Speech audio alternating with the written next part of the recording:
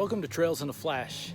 My name is Brian, and if you are a first-time visitor or a repeat offender, I want to welcome you to my channel. Make sure you go on and like and subscribe, and even hit that little bell at the bottom. It'll give you a notification every time a new hike goes up. Today I'm hiking Rich Mountain Trail and tagging on several others to make a big loop, going down into Cades Cove and then back up. So I started up on Old Cades Cove Road, which is just outside of Townsend, Tennessee. The road is a single lane road, goes up a mountain, very windy, curvy. But you get up to the top, it turns into a gravel road, which is one way. And that gravel road is Rich Mountain Road, which comes out of Cades Cove. This road's very popular for mountain bikes. So if you're a mountain biker, definitely check that out. But we're gonna be hiking up Rich Mountain and then down into Cades Cove. So come along as we start this hike and enjoy this beautiful day.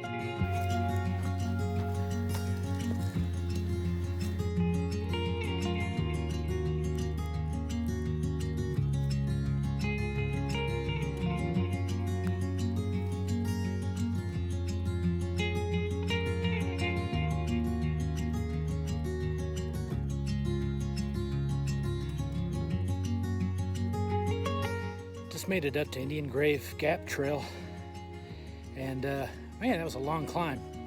It was just 2.3 miles, but it was all up, about 1,500 feet up. So this trail, we're actually at an intersection, and I'm going to go right, which is going to take me down mountain, which is nice for a change, all the way to Rich Mountain Road. Then I'm going to backtrack a little over a mile to get back to the next trail intersection, which will be Rich Mountain Loop Trail. There's an old boar trap catching wild boars that are not native to the Smokies.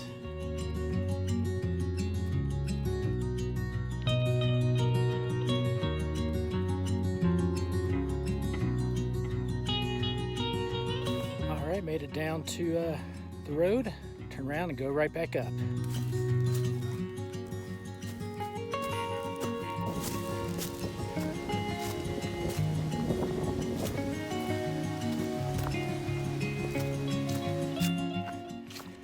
So just passed two girls who I had actually passed earlier. They were coming up Indian Grave from the road. I don't know what route they were taking, but they were actually sitting down here at a dry creek bed, and we were all explaining our need, that we hope we find some water because it is very dry. We're in the middle of a drought all over the place, but it's definitely impacting the Smokies as well. So there is a waterfall on a Crooked Arm Trail. Fingers crossed there's water falling because I will need it.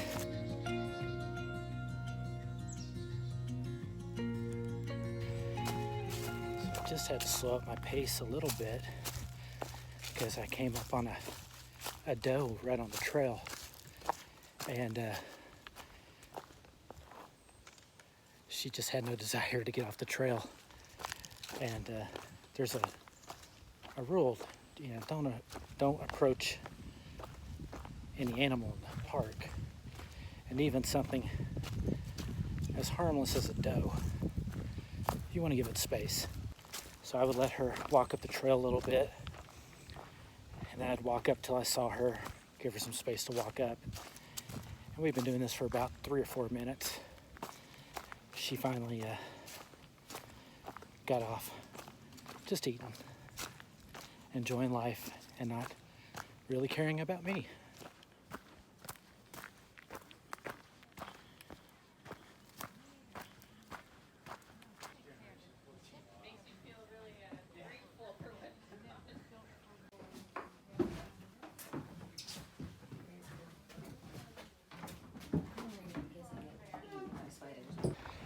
So just found out that Crooked Arm Cascades is completely dried up as well, which means there is no water available on this hike.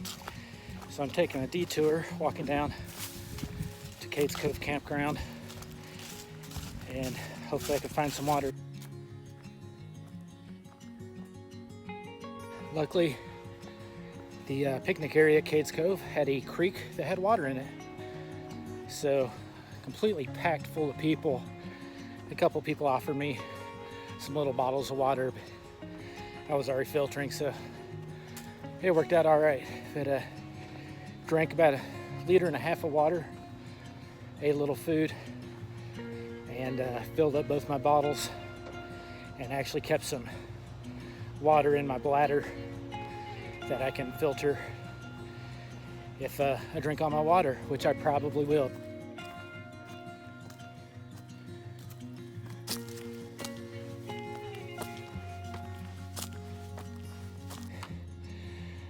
Finally made it up to the top of Crooked Arm.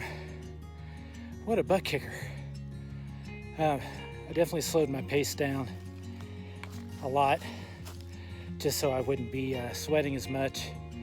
But I did go through my smaller water bottle, which is 700 milliliters, and almost down to the end of this trail. It's a little bit downhill to the intersection with Scott Mountain. So finish that up, do just a little tiny bit of Scott Mountain to the campsite because that trail is closed due to some old storm damage. So you can get to the campsite, you can't go beyond that.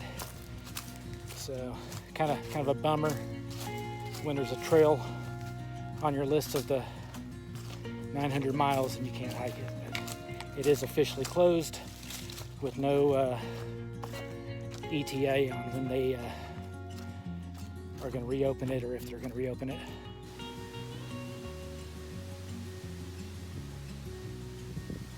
All right, finally made it back down to Rich Mountain Trail. So I'm in the final stretch of all glorious downhill miles to get back to the car. So I'm pretty pumped. I think I'll make it just before the sun goes down. I do have my headlamp just in case.